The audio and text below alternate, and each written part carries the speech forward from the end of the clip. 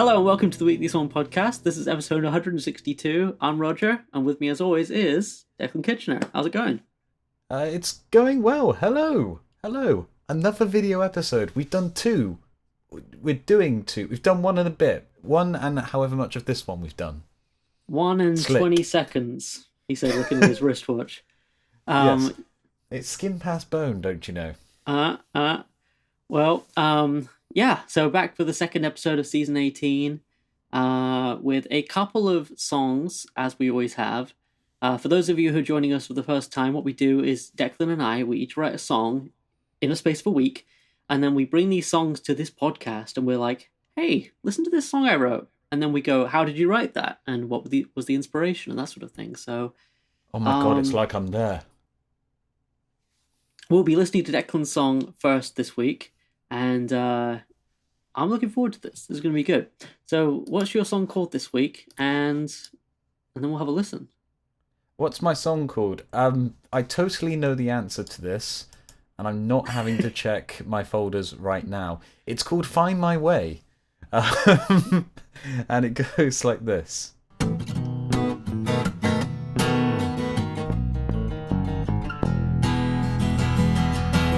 It's a crying shame, believe me, but I got to get myself back home. I'm in no mood for leaving, but I have to pack my things and go.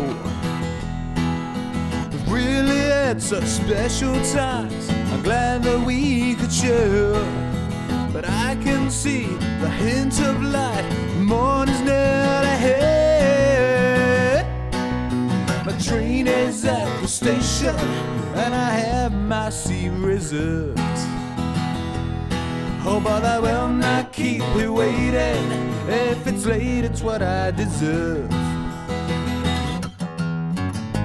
We'll always have tonight, we'll have other days. But I have got to find my way. And if you try and tempt me, you don't have to try too hard. And we win my defenses, are stronger from afar. I promise I'll be back again, or maybe more time to share. Or give me some more days in it, you know I will be here. Once I make my first step, I know that I can make them all. Yet I can't help but notice that I'm still at your door. We'll always have tonight, we'll have other days. But I have gotta find my way. And it's a crying shame, believe me, but I'm on my way back home.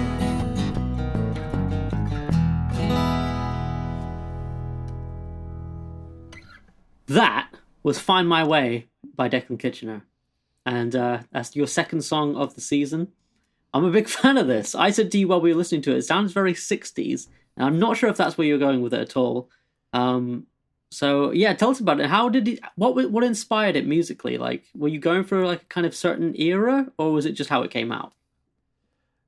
So I was busy this week. I had a week off, most of which I spent away from the city I live in, with not much time to write songs. I came back on Sunday. For those of you who don't know, we write Monday to Sunday. So I had one evening left to get a song together. That sort of doomba doomba doomba doomba doom was the first little riff I came up with, and it's just like, yeah, that's what we're going with. So it's basically most of the time alternating between a B7 chord and an E chord. So it does give it that very early rock and roll, sort of rock and country kind of feel. Like I was getting vibes of One After 909, that kind of early skiffle infused kind of rock and roll.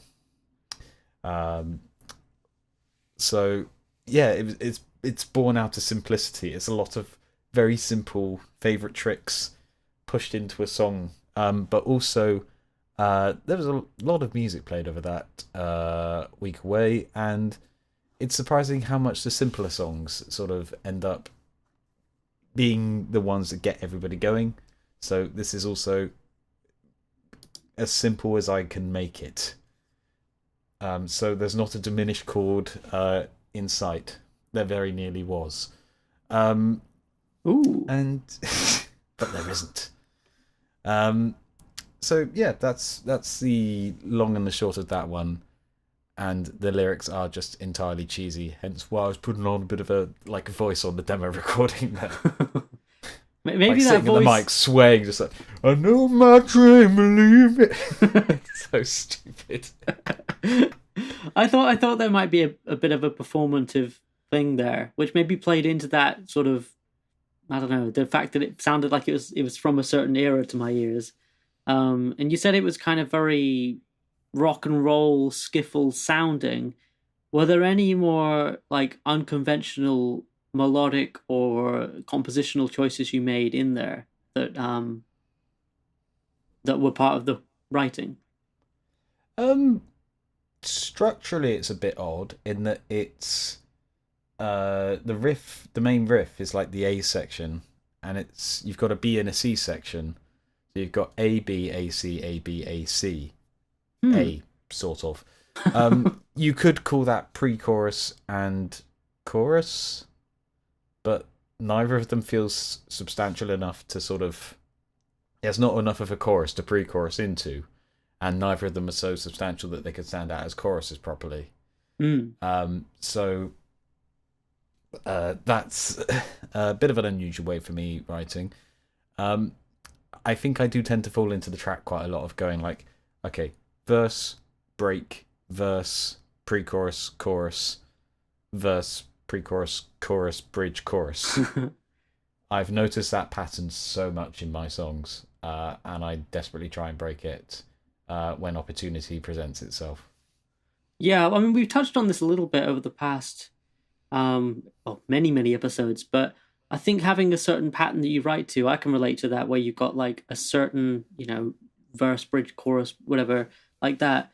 As far as this song, with it being simple, how does that feed into your opinion and feeling about the song?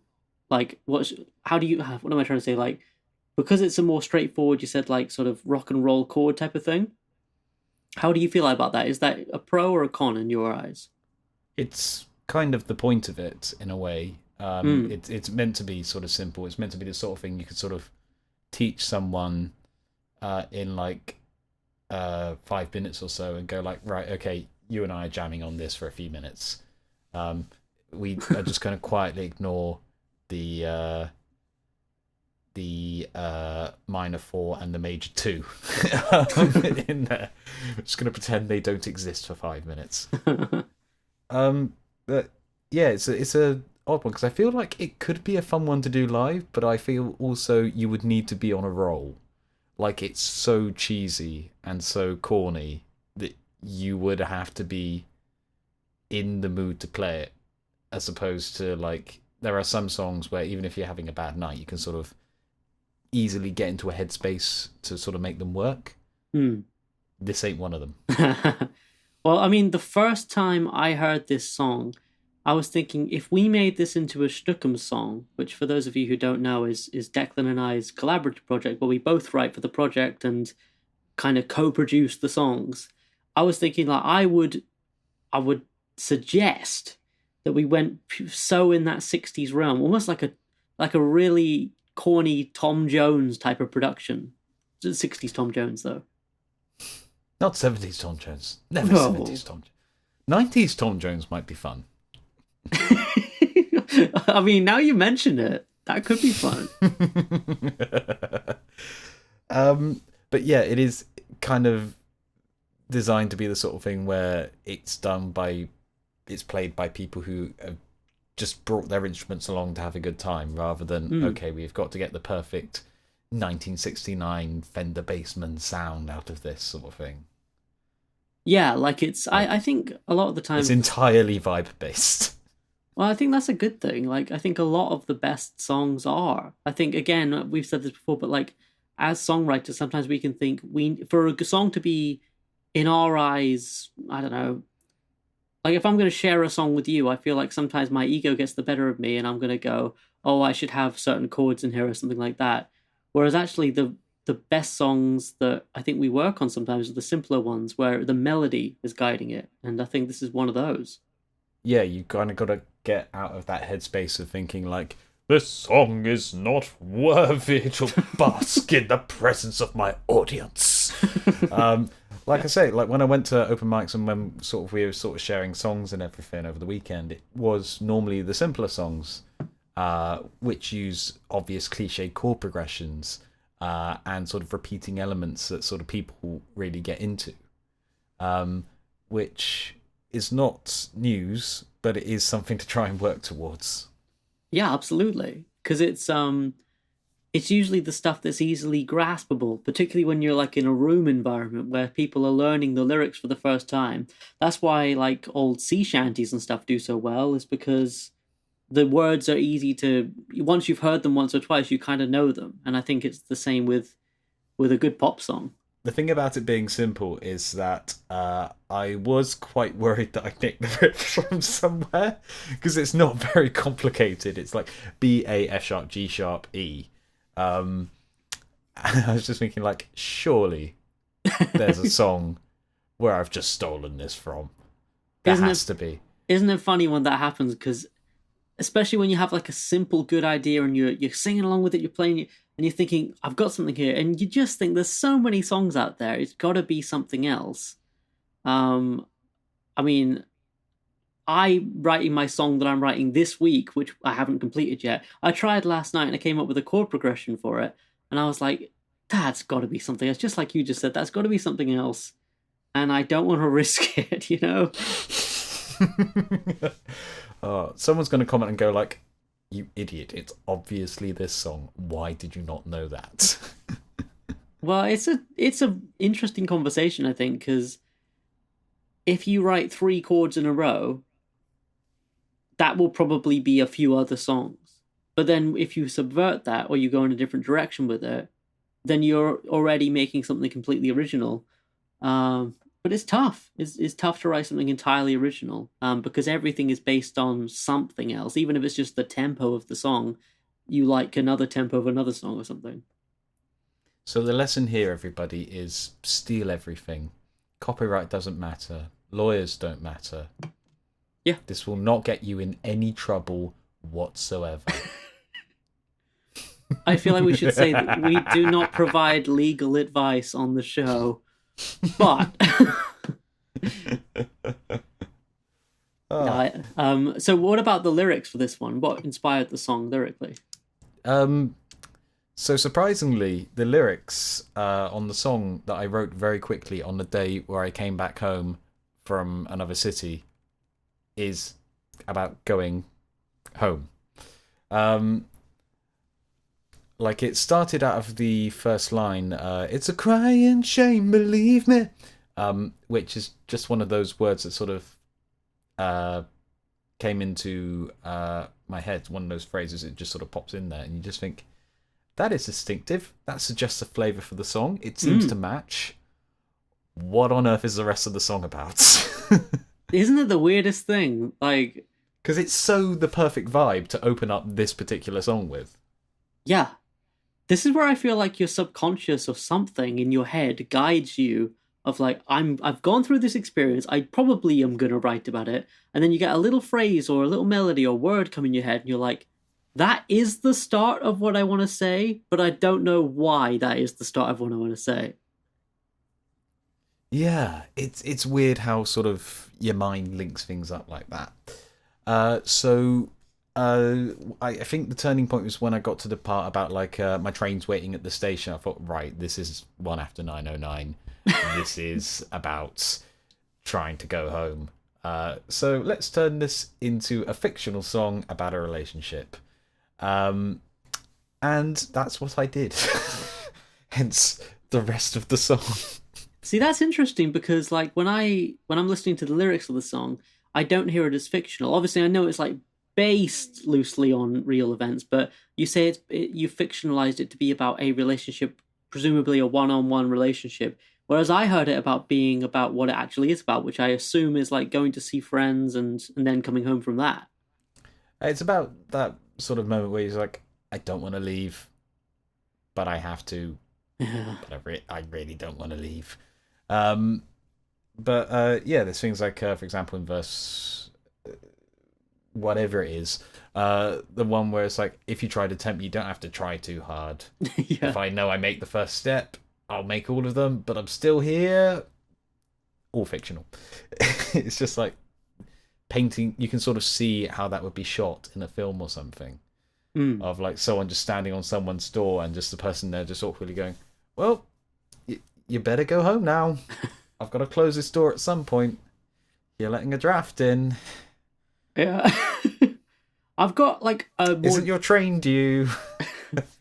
I've got a more general question for you, which I'm curious about, which is when you are thinking about something in your actual life and then you put it into a song, but like in a sort of you create like a character or a situation in the song which is fictionalized. How hard is that to like make it more of a fictionalized thing? And like, do you have any general processes that you use for that, or is it just different every time? I don't tend to do that as often as I think I do.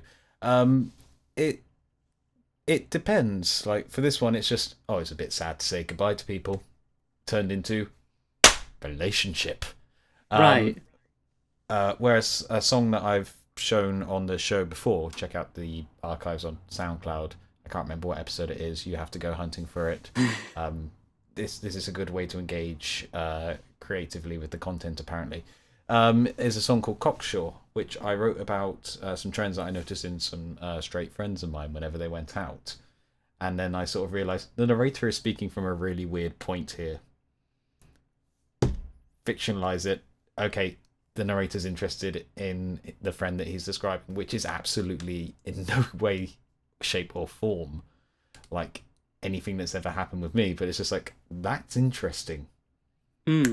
That I suppose it's easy-ish if it's going off in a completely different direction. Like there's no process to it that I'm aware of. I think if I'm telling something true about my life in song, I tend to tone up or tone down, but I don't tend to change too much, I don't think. So I was going to dig out some clip from one of the old episodes where I say exactly the opposite. Or someone's going to bank this clip for like in use for a future thing. I can't exist. I'd love to see like that clip of what you just said, like paired back to back with you going the exact opposite of what you just said.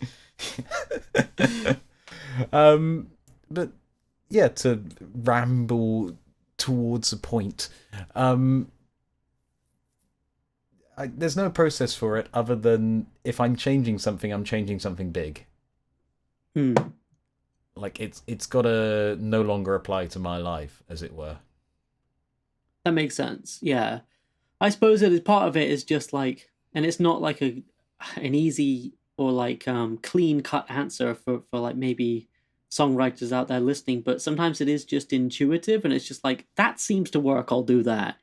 But I certainly know for myself in the early days of writing songs, like it was very literal. Like if I was saying something, I would just describe exactly what was going on in my life. Whereas kind of like you were saying with Cocksure, where like you go, it's never happened where I was interested in this person, but they were interested in that person. But that's a kind of more compelling story.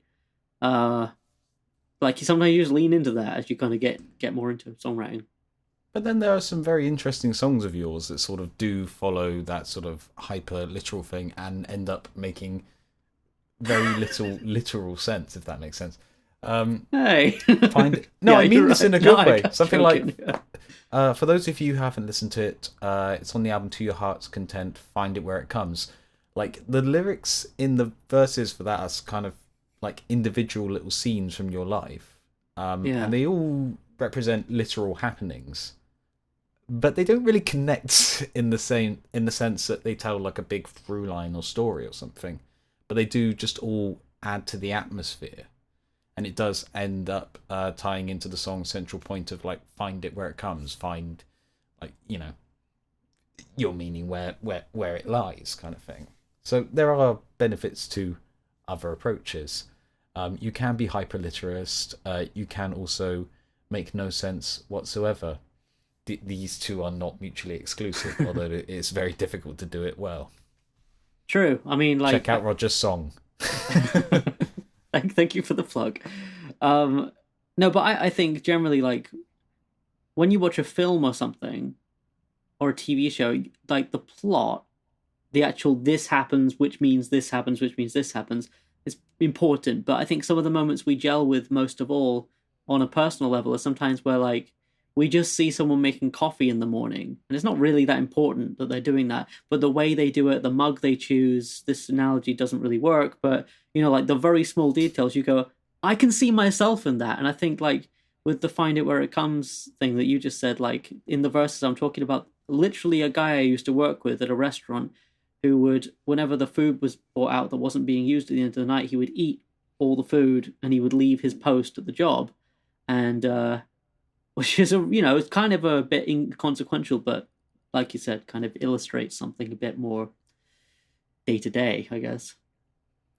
It's these little moments that sort of end up sparking off something else. That is not the case with Find the Way. It's a mood turned into a fiction, which I think is really cool. I think it works great. That could be a title: a mood turned into a fiction. A mood turned into, mind you, a fiction. I love it. A fiction. So, Roger, what about your song this week? Okay, well, my song this week is a little bit unusual. Not exactly what I expected to write this season. But it is called Better the Devil You Know. And it goes like this.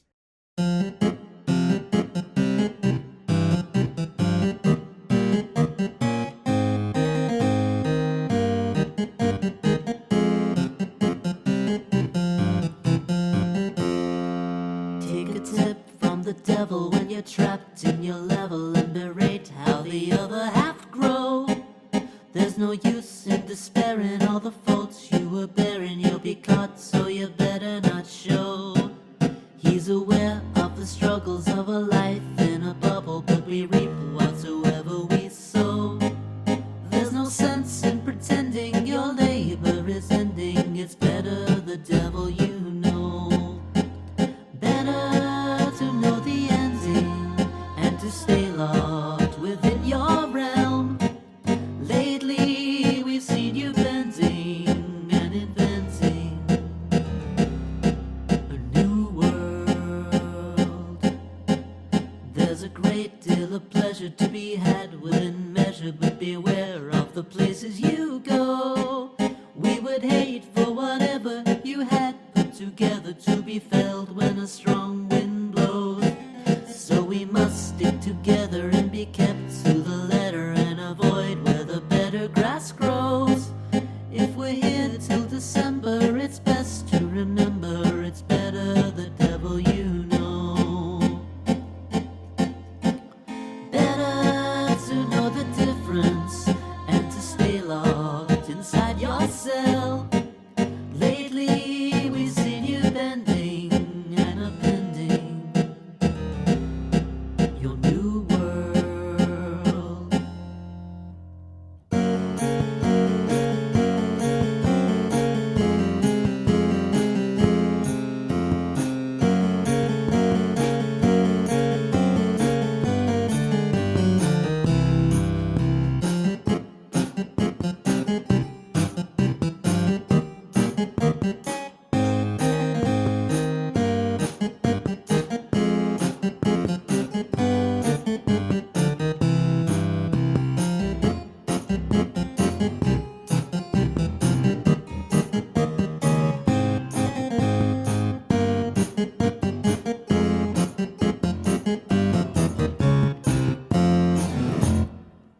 That was better the devil you know, and that was better the devil than I knew. That was great. I love that. So, Thank you. when is the musical coming? And can I have tickets now, please? Well, it does sound like it's from a musical, which wasn't the intention, but as I was recording the vocals, I was like, this is a musical. Definitely. It's like Oops, I accidentally wrote a villain song. Oh dear.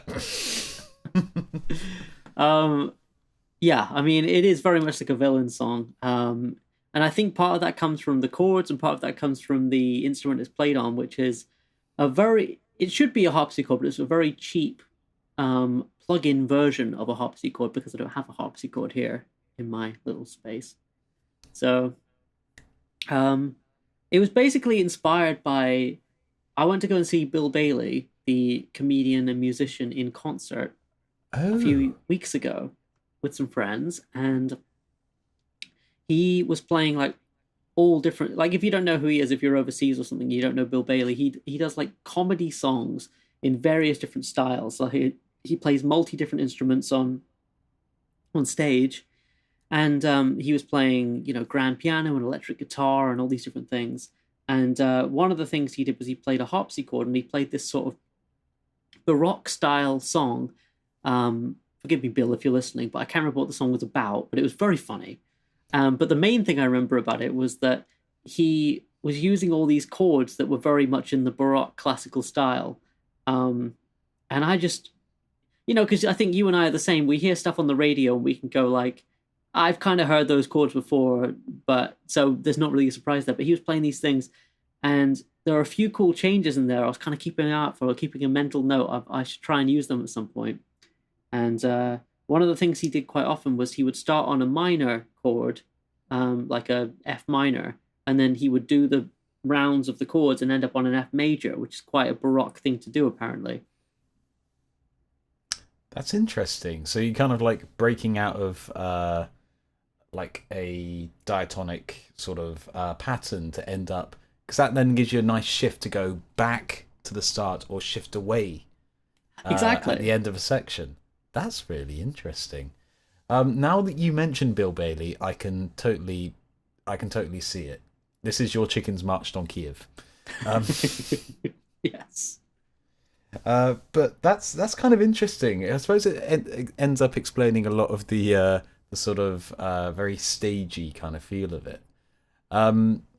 So you sort of said you only realised once you were sort of singing it. Like, was there any sort of, other than like the chord structure, was there any sort of attempt to sort of push it further in that more Baroque direction, other than the chord structure and using a harpsichord? Which are two fairly major steps, but yeah, I think that's half the battle right there. That's most of the word done, isn't it? I mean, I suppose it fed into the lyrics because when I saw him live, he played the harpsichord song, and immediately I thought, I've got to write a song or try to write a song like that with those chord changes and that sort of harpsichord tone.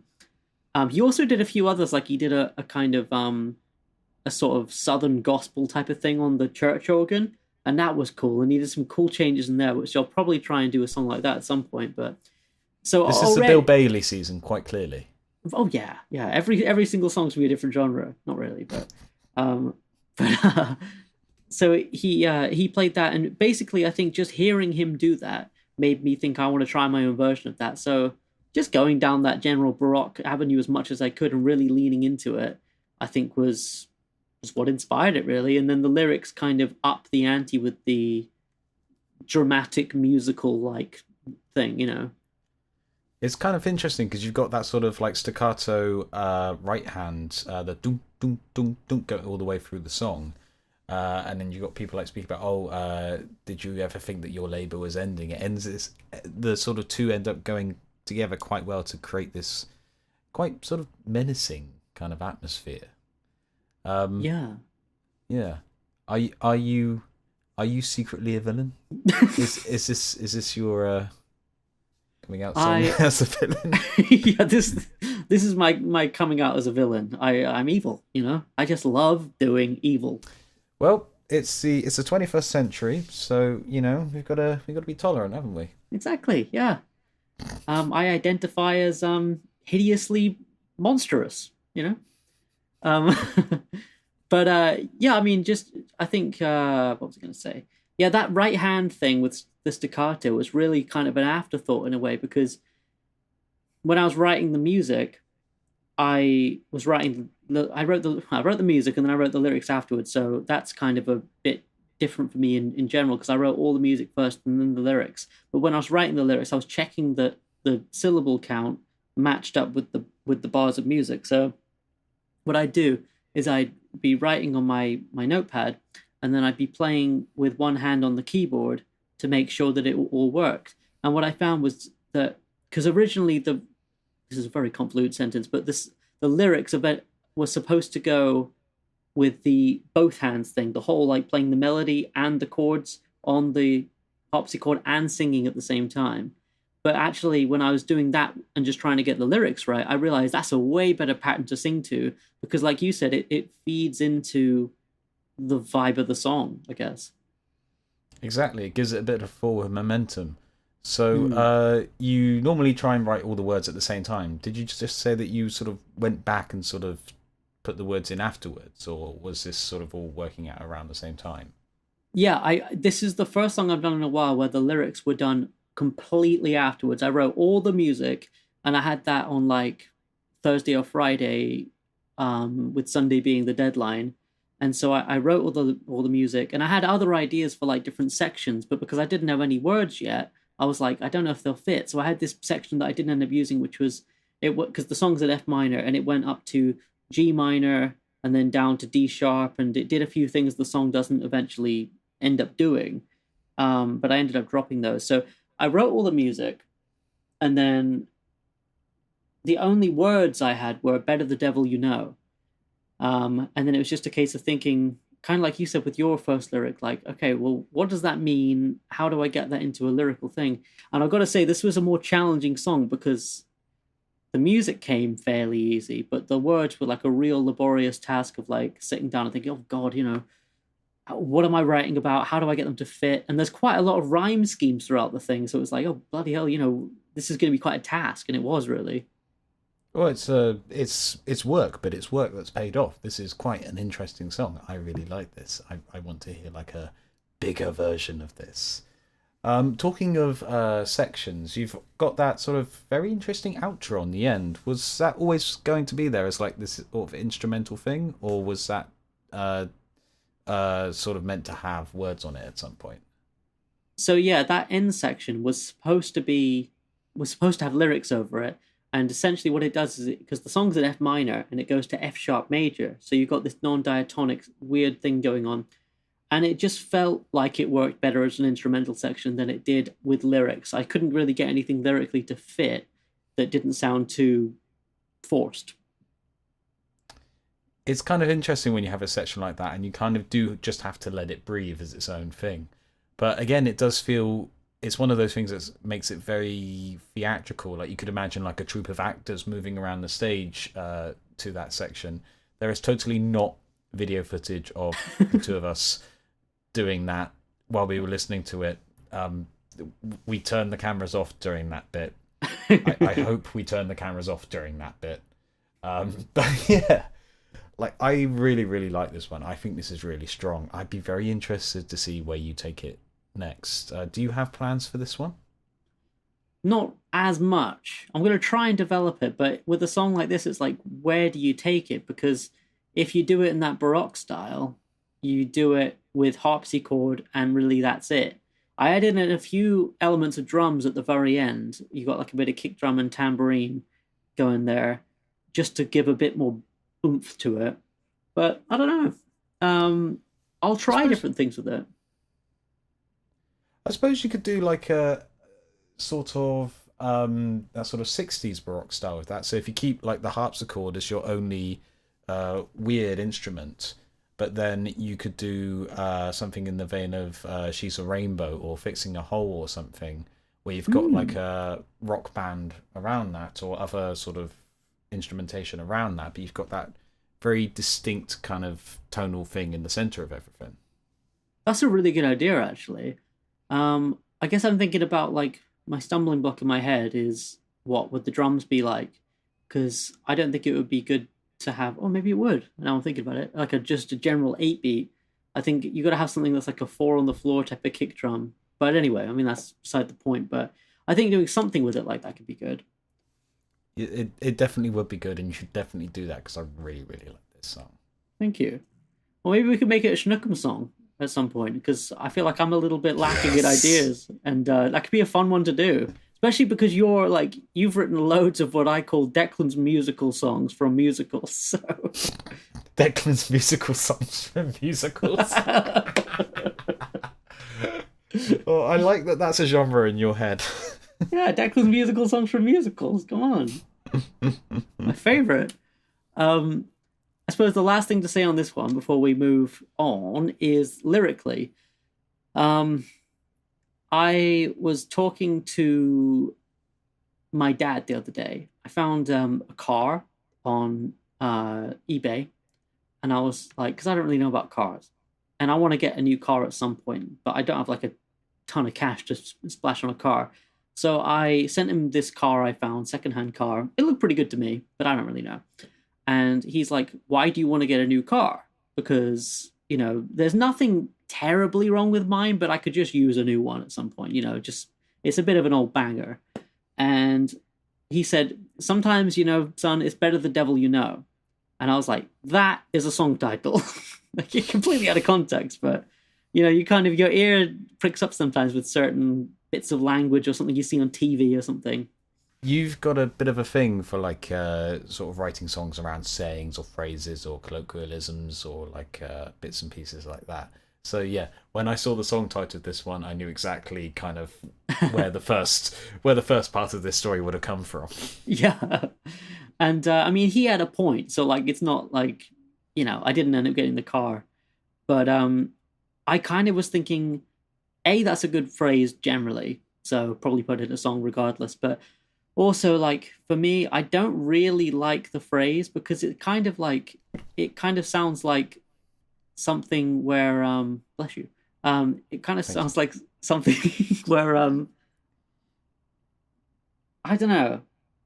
You've got a situation which you're not that happy with, but better stay here because at least it's safe. At least you kind of know what you're getting. And I think that's kind of the antithesis of actually, I have aspirations beyond where I'm currently at. And this is beside the car thing. That's just where it started. But just in your life, you could be in the situation where with a job or something like that, where you're just this is fine. It's paying the bills.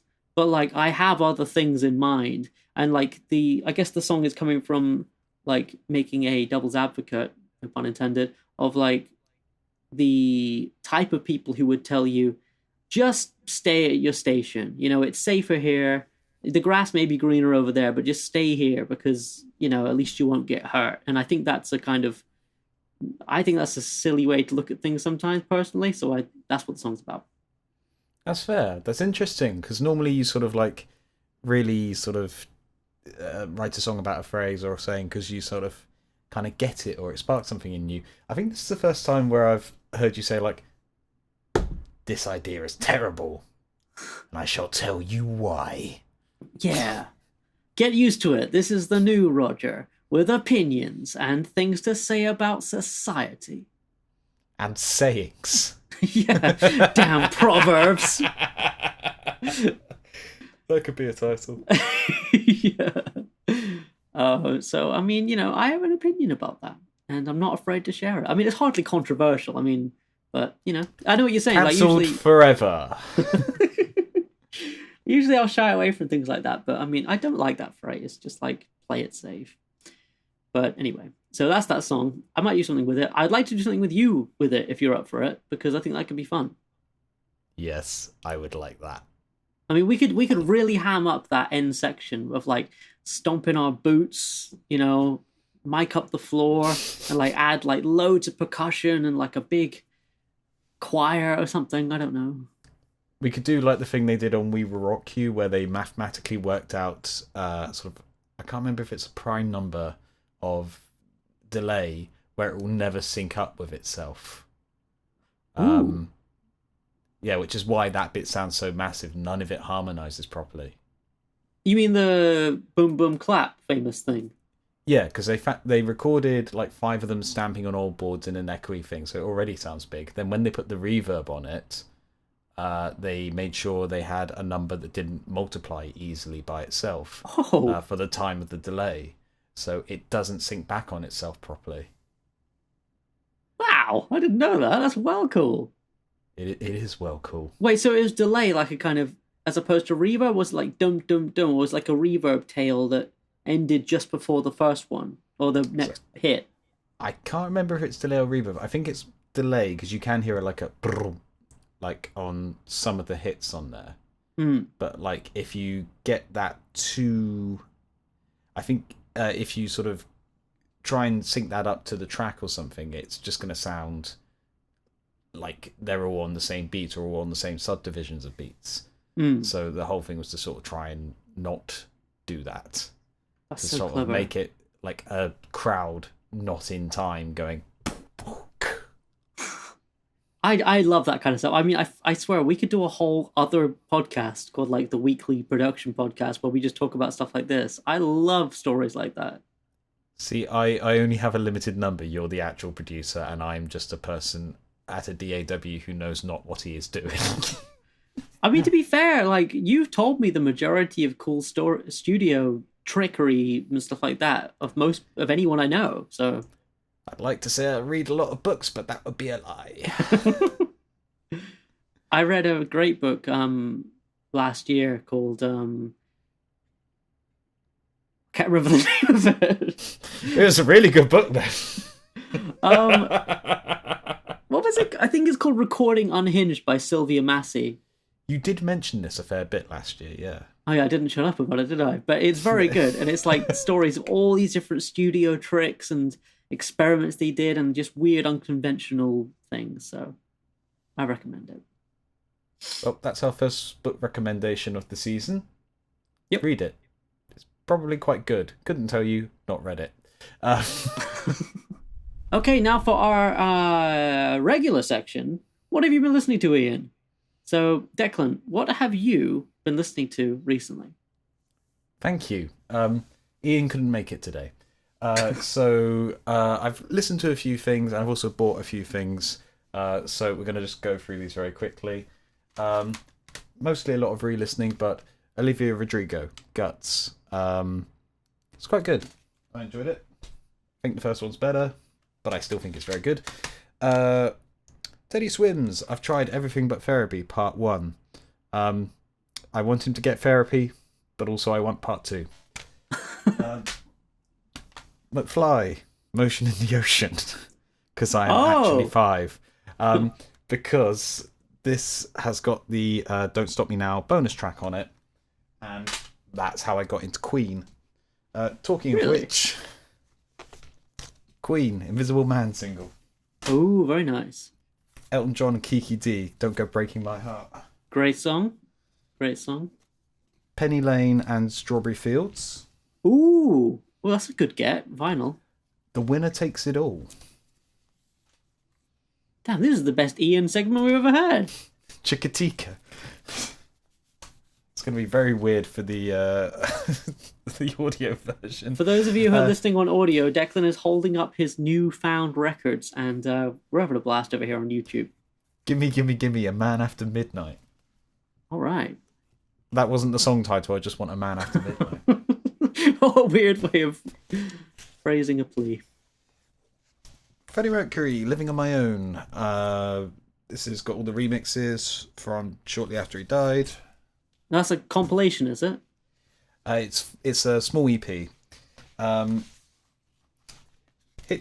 Hitchhiker's Guide to the Galaxy, Volume 2. All right. One I'm very interested in, Mary Poppins, with the original artwork on the front rather than one of the re-releases. Julie Andrews, I wish I had her voice. Clearly an ambition that I can achieve. And then an album I really like, Serotonin's Get Gone. I got it for a £5, and I'm very happy because this one is yellow. Oh, like lemon yellow too. Transparent lemon yellow, yeah. Ooh. I tried to get it on yellow vinyl when I used to work at HMV, and it was out of stock, and I couldn't get it, and it would have cost me a lot more. So I'm very happy with that one. £5 for translucent vinyl is never a bad thing. Also, I bought extra copies of Ballads of John and Yoko and Get Back because I forgot that I had them. So if you want them, they're yours. What are the B-sides? Don't Let Me Down and Old Brown Shoe. Very nice. Yeah, I might take you up on that, actually. For real. Sweet. That's really cool. See, now, we'll be back in a brief moment, folks, because I'm going to go and grab some records to show you, too. Because I feel like I can't just talk now. Especially with we're on YouTube. Ooh. What have you got? First up, that I've been listening to recently, Son of Schmilson by Harry Nilsson. Which actually, your song this week, I said this to you while we listened to it, it sounded like Harry Nilsson to me. 60s Harry Nilsson. This is 70s Harry Nilsson. Not my favourite Harry Nilsson album, but features The Most Beautiful World in the World. That's is some beautiful world. It's a lovely song about life and the world, which I like. I like a love song about life itself. I just can't help thinking of the Prince song and thinking, the most beautiful world in the world. So beautiful, so beautiful. Yeah, me too.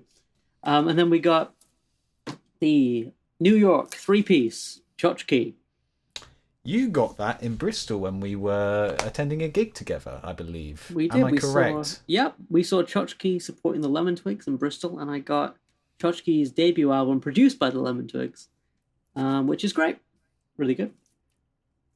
Good band. Yeah, good band.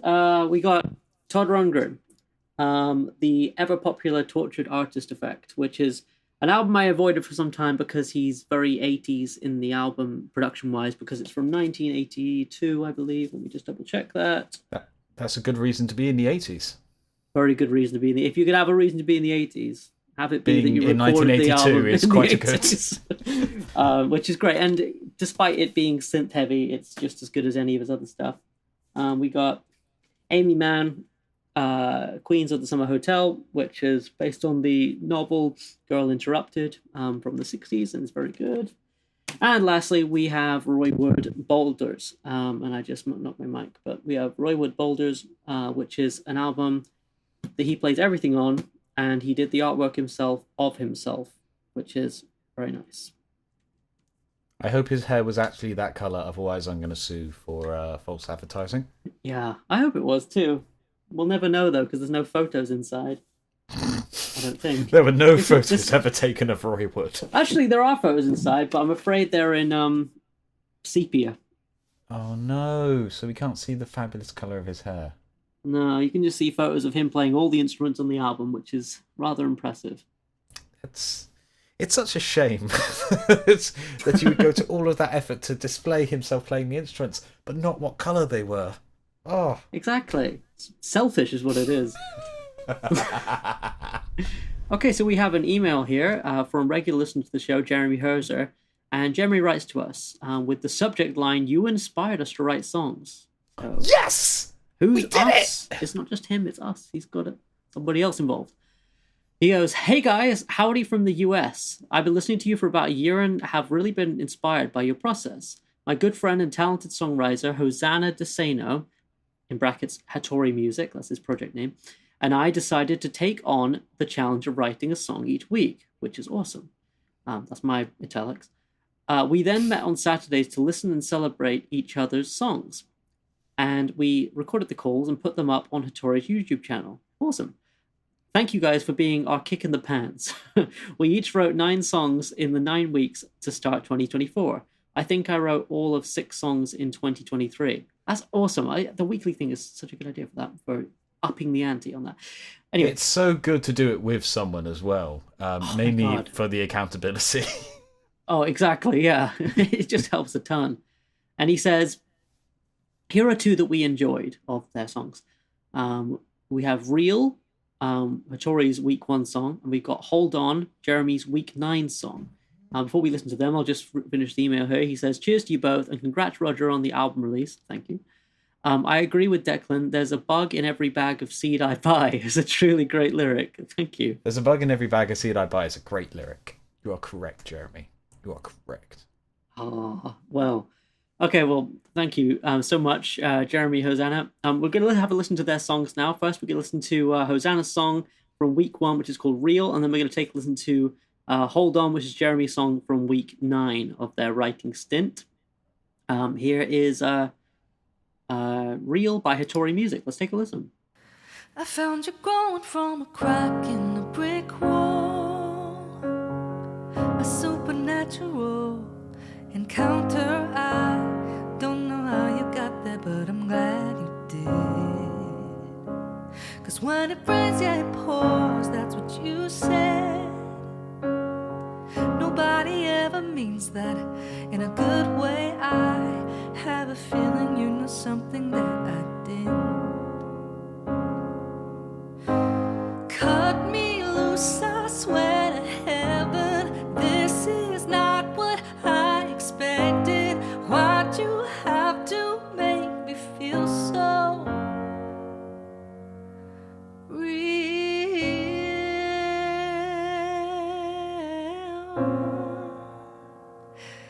Now I need you now to tell me how to feel so real.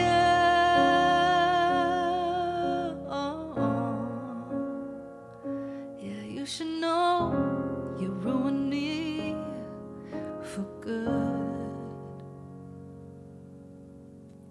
I know you're probably out there laughing at me and my hang-ups from an earth-like place, without all of the madness and the made-up games, my penchant for sadness. I know you think it's strange that I'm insecure. Come back here and say it to my face. I know you're right, but I don't have to like it. Why do you have to make me feel so real?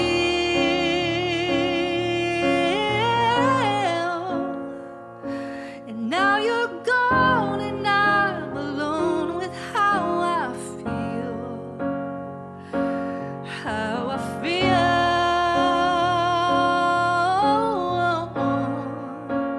Oh, you should know you ruined me. You ruined me. You made me see. You made me see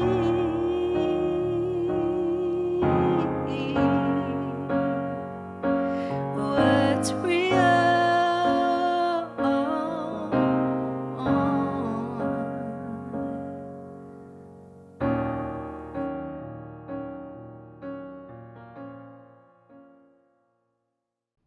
Okay, that was Real by Hatori Music. Amazing. Such a great song. Amazing voice. And you noticed something on the SoundCloud description, which is cool. What was that? Yeah, this song was written by picking 5 random words out of a book and using that as inspiration, which is a really cool way to write songs. We've done similar before, like where we've taken a sentence and tried to include it or things like that. It's really fun to use those sort of exercises to sort of stimulate your songwriting process, because it takes you to places you wouldn't normally go. But yeah, you're right, this is a great song. I loved the tone of her voice. Yeah, good piano work. I felt some emotions. Same. Great sort of simple sounding chords, but there were a few thrown in there where I was like, oh wow, cool chord choice there. And yeah, just really matching the emotion of the lyrics to the tone of the song. Love it. Has a good using of the sort of vocal rhythms against sort of the implied beat of the song, which is kind of cool. Definitely. Well, let's listen to Jeremy's song now from week 9 of their writing stint. This is Hold On by Jeremy Herzer, and we'll take a listen to this now. Hold on, hold on, hold on, hold on.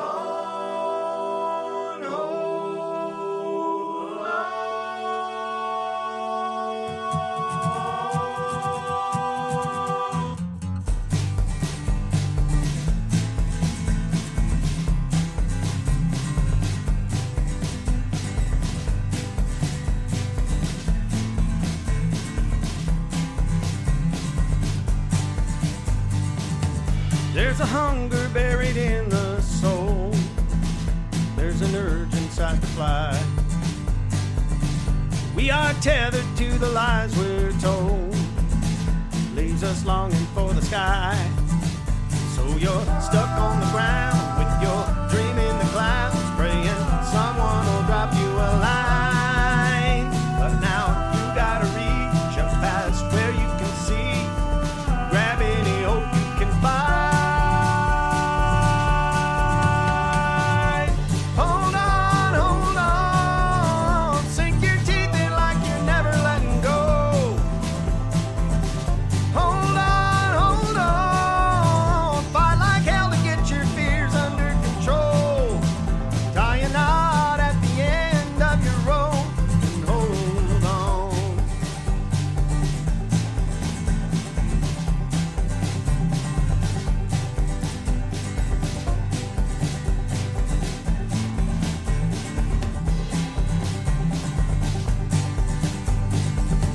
There's a question we all come to know, but I become a little more. And if you fight to see your dreams unfold, would it be worth fighting for? Well, now time marches on, and if you wait too long, you'll be stuck living with your regrets. Time to roll up your sleeves, get up off your knees. Come on and give us your best. Hold on, sink your teeth in like you're never letting go. Hold on, fight like hell to get your fear under control. Tie a knot at the end of your rope and hold on.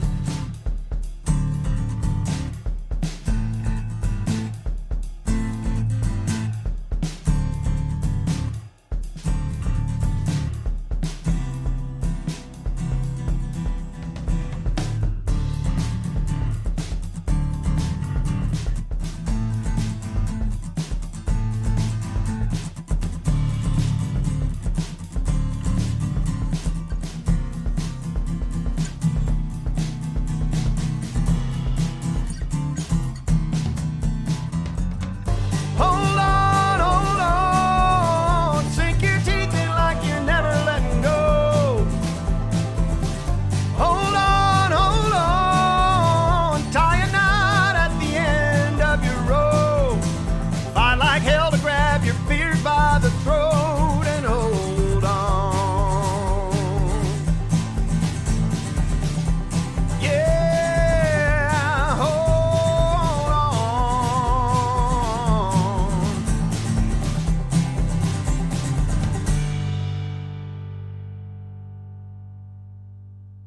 All right, okay, that was Hold On by Jeremy Herzer, and I gotta say, my energy has doubled. I feel like I drunk about 3 cups of coffee. Fantastic. I absolutely love that. We were both really jamming out to that. Amazing. Yeah, there's some great vocal harmonies on that one. Very broad sounding. Absolutely love it.